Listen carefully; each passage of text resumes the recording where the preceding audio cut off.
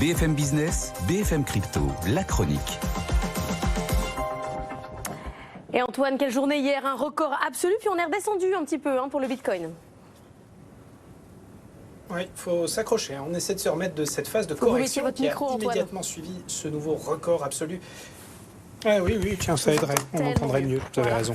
69 209 $, un nouveau top historique. Et tout de suite, après une énorme correction, vous en avez parlé, avec un retour à 61 619. On a reperdu 7 500 $ d'un coup en 5 heures. Là, on remonte un petit peu la pente du côté des 63 000, mais difficile de trouver des supports fiables avec cette hausse en flèche qui a déclenché tout un tas de prises de bénéfices une fois le record atteint. Il faut être bien accroché, ça va encore bouger dans les prochaines heures. Sans aucun doute être vigilant. C'est un tout petit peu plus calme sur le front des autres cryptos en ce moment. Alors tout ça, c'est poussé par la finance classique qui arrive sur le marché des cryptos. On a beaucoup parlé des ETF, mais ça s'accélère.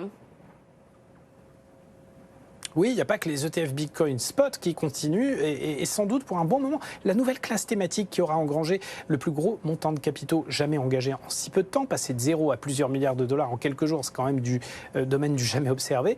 Mais même progression, alors sur un terme un petit peu plus long, des fonds crypto avec les gérants qui les proposent pour investir la thématique crypto, des paniers d'actions exposés aux crypto, développeurs, des mineurs, plateformes, etc. Bank of America sort une étude assez hallucinante montrant que l'industrie des fonds crypto va brasser 45 milliards de dollars au terme de cette année contre 2,5 l'année dernière et un précédent record absolu qui date de 2021 à 5 milliards.